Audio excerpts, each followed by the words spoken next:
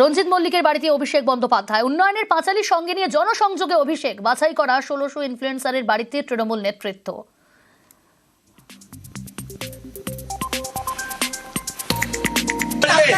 এনাকে আমার খুব ভালো লাগে, এইটুকুন বলছি, খুব ভালো লাগে এনাকে। थैंक यू अब ट्रांसलेट कर लो। এনাকে আমার খুব ভালো লাগে, এইটুকুন বলছি, খুব ভালো লাগে এনাকে। Thank you